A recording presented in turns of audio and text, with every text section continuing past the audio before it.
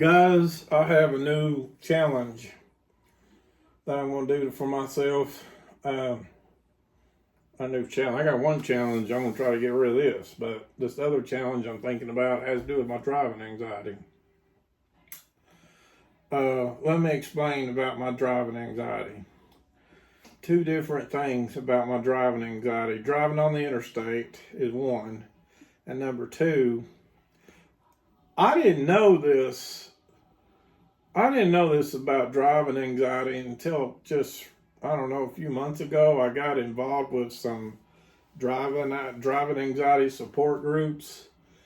And I didn't know that number one, I didn't know that 2 out of every 3 people, yeah, that's 66%, 2 out of every 3 people that drive have some kind of driving anxiety. Some people have driving anxiety going over a bridge. Some people have driving anxiety going down a mountain. Some people have driving anxiety like me behind a steering wheel alone in a car. Some people have driving anxiety being a passenger in a car. And there's different variations and everything. I didn't know this. My driving anxiety started back when I'm 55 now, 40 years ago when I started driving at 15 years old. Let me think. Until I was 30 something, I'm trying to think. I don't know the exact age. I know it was somewhere just over 30. I think it was somewhere between 32 and 36. Somewhere between there was when my driving anxiety started. And it was so bad when it first started for me, I couldn't even drive the mailbox and back. It's kind of a long story, but in a period of 10 years, I worked on it, and it was like a baby stepping process. I went from no anxiety to just one day had so much anxiety I couldn't even drive the mailbox and back. It was terrible. I had to get somebody to drive me everywhere. But eventually I got to where, this was back when I lived in Morristown and not in Knoxville. But eventually I got to where, this was like 20 something years ago, 24, 25 years ago when this happened to me. But eventually I got to where I could drive around town, Morristown at the time. And I worked on it, and eventually I got to where I could drive it took time. I think it took me about 7 or 8 years before I could drive from Morristown to Knoxville. And it took this encouragement of this woman that I met back in 2014 to get me to drive from Morristown to Knoxville, because I met this girl on Plenty of Fish who I wanted a relationship with. And I had driving anxiety when I met her. Didn't tell her about it. Obviously, that would not make a good impression. To tell a woman, hey, I got driving anxiety, not going to make a good impression. So I'm not going to let her know about it. And I wanted a relationship so bad with this girl that I pushed myself to Knoxville until finally I got to where I could drive. It took some time. It didn't happen overnight. All because I wanted to meet this woman. And so when that happened, at the time, my mom lived in Georgia. Actually, my mom first I grew up in Morristown, Tennessee, but when my father died in 1999, my mom first moved to Red Bank, Tennessee. That's outside of Chattanooga, practically Chattanooga. That's a suburb outside of Chattanooga, but it's practically Chattanooga, Red Bank, Tennessee. She first moved there, we'll say Chattanooga, and she lived there a little while. Then she moved to Georgia. She first moved to Georgia. She moved to Adairsville, Georgia, and then she was in Calhoun, Georgia when she passed away. Now, there was a time when I was a kid, teenager, in my 20s, until about, I can't remember the exact age. I'm guessing at this, it's somewhere between 33 years old, somewhere around there. I used to drive all the time to Georgia to see my grandparents. And then I got to where I couldn't do it at all. And like I said, it started off early 2000s.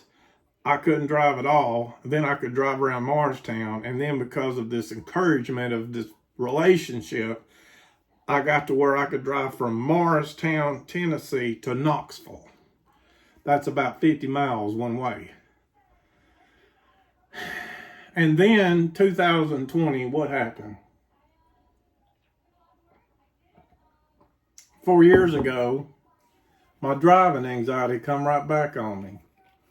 There's two events I remember that caused this to come back on me full force. I used to do Uber. When I do Uber, there were only certain trips I would do. I wouldn't drive. I think there was a couple of times I drove outside of Knoxville, but not very far. The first thing that happened to me that kicked my driving anxiety back in, and I'll never forget it, and I remember the date, I'll never forget this date. It was July 20. Oh, I'm sorry, I said that wrong. It was July 6, 2020, a little over 4 years ago. July 6th, 2020. And the reason why I remember the date so much was because I remember the day. The day was before my father's birthday. I had a doctor's appointment there in Morristown. I was living in Fountain City at the time. That's in Knoxville. I live now on the west side of Knoxville. That's on the northeast side, Fountain City. That's where I used to live. And I had to drive. I drove. At the time, I was doing Uber. I was doing DoorDash. I was doing Postmates.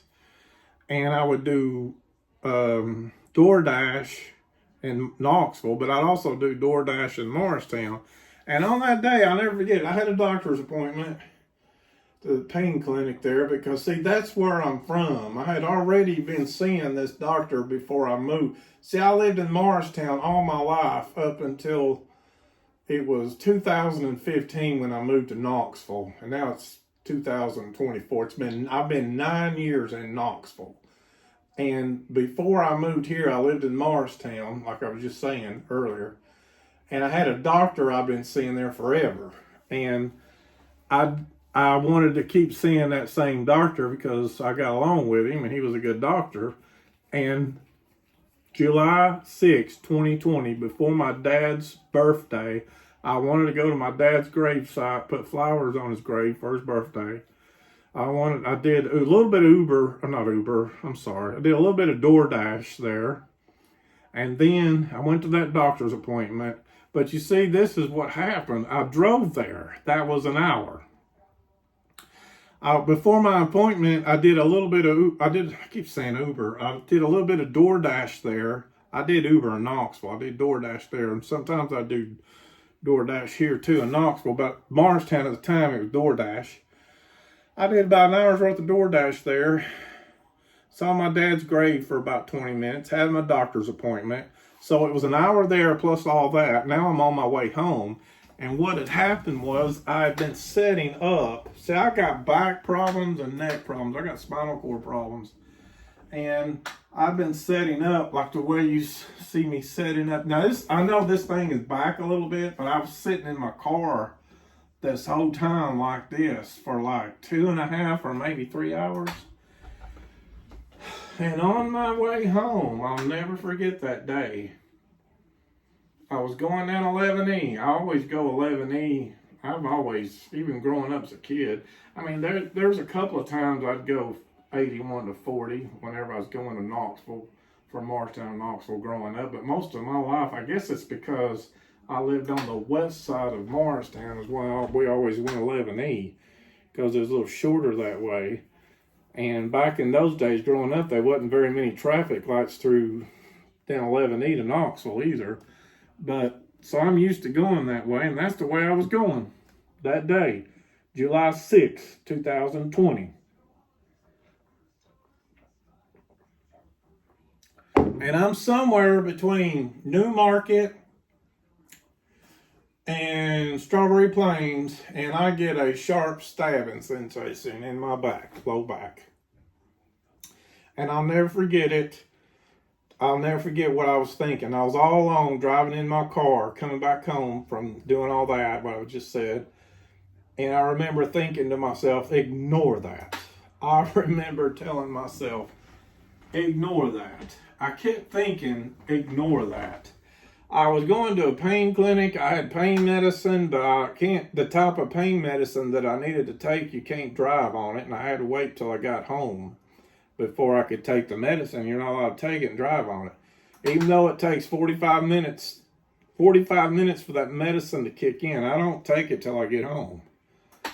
And so I'm driving, I get a sharp pain in my low back, like someone stuck a knife, and I remember telling myself, ignore that, please ignore that. Well, I going down the road, and after about 10 minutes, 5 or 10 minutes, something like that, of telling myself, ignore that, I come to the conclusion, I can't ignore this. When my back is hurting like that, and I'm sitting in the car, I need to do one of two things. Well, really, I need to straighten up, because the pain's coming from my low back, and it's because I'm bent. It's the way I'm bent is what's hurting my back. So I need to change my posture to either lay flat down or stand up. It would be best for me to lay flat down. Second best for me to stand up. The worst position for me to be in is continue this position like this as I'm driving, because my back is bent, and that's what's making my back pain worse. And I know now what happened. I had spent too much time with my back bent like the way you see here, and that's what set the pain off. That's always the number one thing that sets my pain off in my low back is bending over or bending like this too long. And I had my GPS thing on, Waze app probably. This was a few years. I think it was a Waze app I had on. I wasn't using the Waze app to figure out how to get home. I like looking at the data on there. I like looking at my speed.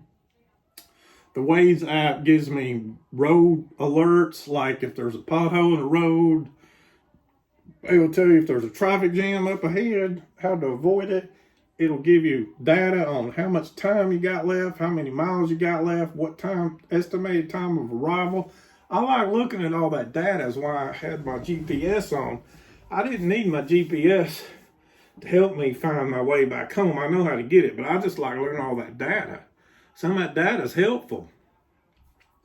And I was going down the road.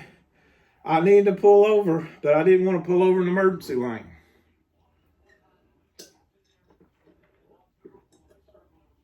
Pulling over an emergency lane is just a red flag. That means something's wrong. That's what the emergency lane's for. And I didn't want anybody to know something was wrong with me. Because if somebody knows something wrong with me, they're going to pull over and ask what's wrong. And it's going to be like questions like, what's wrong? My back is killing me. I'm having a hard time driving my car. And then the next thing you know, whoever's got me pulled over, a police officer or whoever, they're going to be like, well, we need to find you somebody to drive you home and tow your car. So I didn't want to be put in that scenario to have my car towed. I didn't want to get in a scenario where somebody's going to tell me, okay, you're going to have to get a cab home and we're going to tow your car home, because I don't have money for a tow. So I'm thinking I got to find a place to pull over where you're supposed to pull over and not be suspicious that there's a problem. And as I'm going down the road where I'm going to pull over, I don't know it at the time. I'm looking for a place. I don't realize it at the time. I'm going to pull over at that Marathon gas station.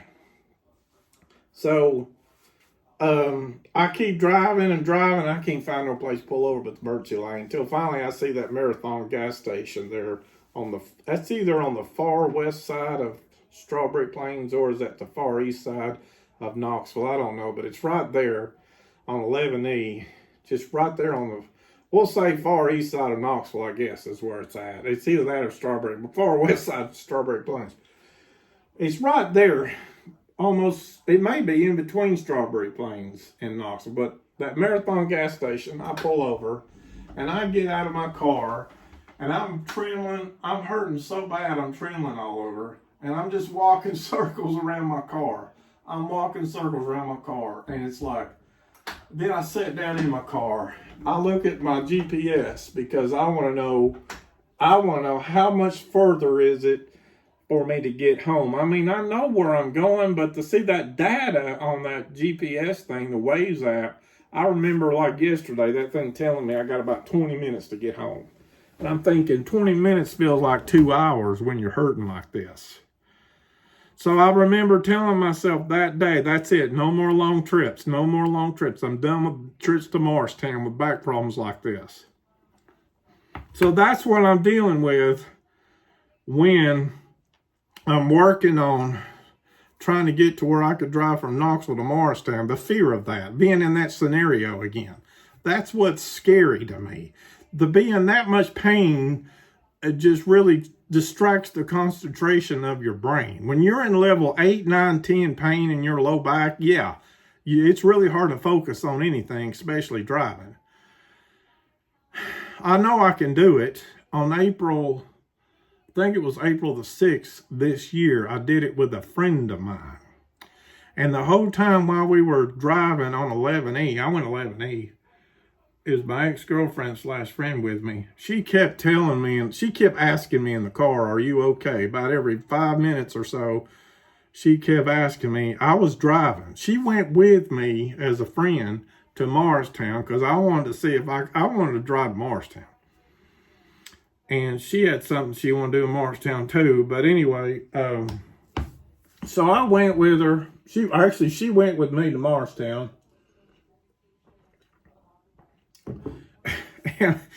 And she kept asking me if I was all right about every 5 minutes. And I didn't know it. She didn't say why she kept asking me that, but she said my little finger was just, she said I had both hands on the steering wheel.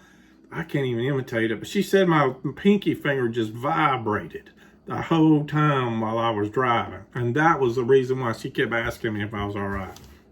She said, well, I looked over at you and your little pinky fingers were just vibrating on the steering wheel. She goes, I could tell you were nervous because of your pinky fingers. And I kept telling her back when she asked me if I was okay, I just kept telling her back. I said, keep talking to me about your medical. She was going to school to be a nurse. And I asked her to keep telling me about your nursing school, hon. It helps to distract my brain a little bit off of being nervous or something. I don't know. But I'm going to tell you something interesting about that trip that day. This was back in, it was April of this year, 2024. I did that with her. I think it was on April the 6th. I can't remember the exact day. I know it was in April. I think it was the 6th April. Tell you something interesting. When I got to Jefferson City, that's on 11E. That's like, well, from where I live to Morristown, it's about 50-something miles. But on the far east side of Knoxville, I think it's about 32 miles. And to where I was at in Jefferson City, I think that's about 20 miles. So from Knoxville, far east side, the east side of Knoxville, Jefferson City is just about 20 miles. And when I tell you something, when I got to Jefferson City, my nervousness calmed totally down. Let me show you a little clip. I made a video that day of me driving there. Watch this little clip right here that I made. I made it to Jefferson City. But she was with me and I was having some spells. She kept asking me, are you all right? Are you all right? She kept asking me if I was all right, if I was all right. I made it here. This is the farthest I've grown away from home in 4 years. Try to go friggin' made it. Friggin' made it. Proud of myself. My heart was breaking. I can't talk on negative words right now. I told her that when I'm doing this, to keep talking. I made it to Jefferson. I did the whole thing driving myself. Now she's in the Family Dollar.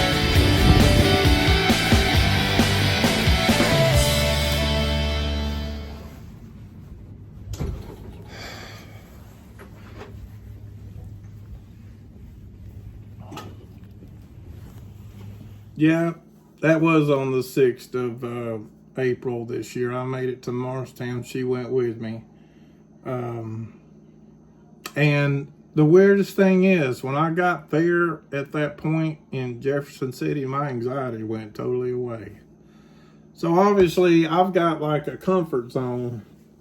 My comfort zone is not only in Knoxville, Tennessee right now, but it's also like parts of Jefferson City, definitely Morristown, maybe even parts of say I'm at Russellville. That whole area right there is a comfort zone for me. See, I have an anxiety zone, and then outside my anxiety zone, I said that backwards. I have a comfort zone. I have a comfort zone, and outside the comfort zone is the anxiety zone. And that's what I'm going to try to work on. And I'm going to make a YouTube video. I'm going to make a series.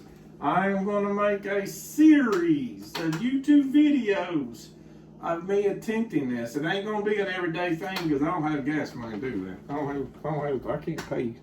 I think in my car it's like $10 or $11 to Knoxville and back, and I know that's not a lot of money most people, but it is to me. So don't expect me making a video on this every day. I'm thinking, I don't know, 4 to 6 times, 4 at the very most, 8 times. I don't know. I don't have a set number of days I'm going to do this per month. I'm just guessing at it right now. For sure, 4 times a month. 4 times a month, I'm going to do a video of me driving.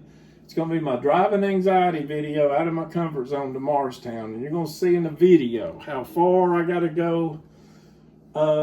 Now, when I do these videos, I have to be in the video when I'm driving in my car as positive about this as I can, because too much.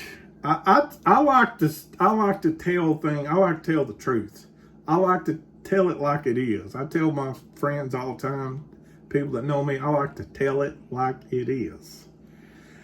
But in this situation, when I'm doing these videos, I don't want to feed this anxiety. You know, words in your brain, words, if you talk too much about it, you can manifest it in the brain and make it harder to accomplish. You know what I mean? So when I'm on these videos, I'm going to be as positive as I can. Now, when I get back home, I may do some editing.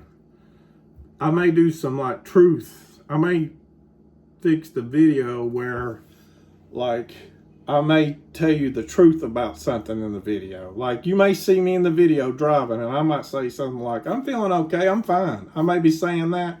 But I may edit in the video later when I get back home. When I get back here to the house, I may edit what I was truly feeling.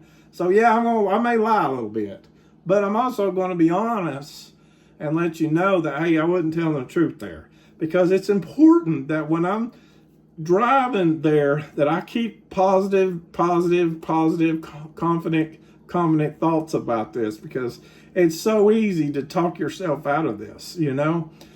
July 6, 2020, I told myself no more trips. And that may be I don't know.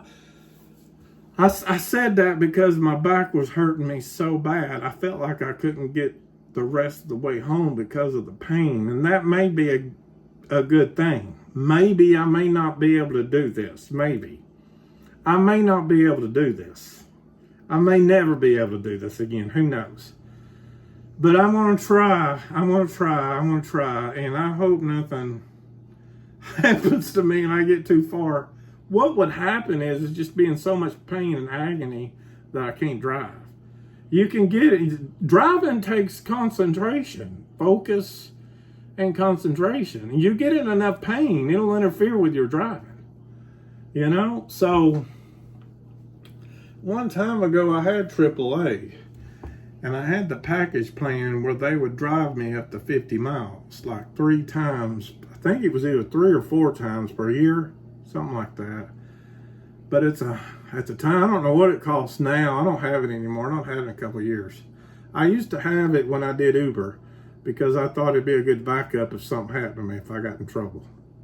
But I don't have it right now. If I had AAA right now, that would be helpful to know. That would be assuring. That would be to know that, hey, I've got support here. If for some reason I can't make it back, I can call AAA and they'll tow my car and drive me back. Because I asked them a few years ago, I don't have AAA right now. Back then it was like $120. I don't know what it costs now. It's been a couple of years I've not had AAA. But dang on, I wish I could get AAA. That would be helpful with this. That would be reassuring to know if I get into a problem with my neck problem or my low back problem, I could just call AAA, they can bail me out. But I don't have money for that right now.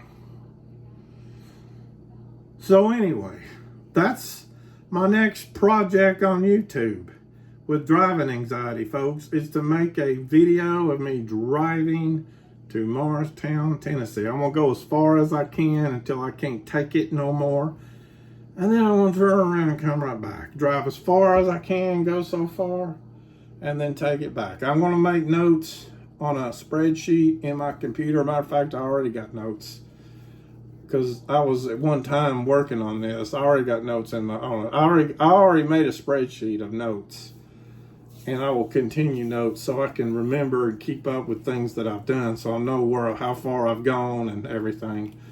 So that's my next challenge here on YouTube, is I want to do YouTube videos, me driving as far as I can to Morristown, then I can't take it no more and drive back. There was one time ago, a few years ago, when I was working on this, I went all the way to that New Market traffic light on 11E. Yeah. And I couldn't take it anymore. I came back and went home. And about halfway back home, it dawned on me, damn, I done went halfway to Morristown. Now I gotta drive back. So there's a point of no return, so to speak. Not really. What I mean by point of no return, there's a point to where once you've gone halfway, you might as well go the rest of the way, because it's that much farther back home to go the rest of the way, you know? So it's kind of like saying the point of no return. Once you get halfway, Tim, you might as well just keep going, because there's a point to where you'll be closer to Morristown than you are going back home. So you might as well finish. I don't know. But that's my next driving anxiety series I'm going to put on my YouTube channel, is Driving Anxiety, Timothy Collins trying to drive his way back to his hometown, Morristown, Tennessee. Thanks for watching.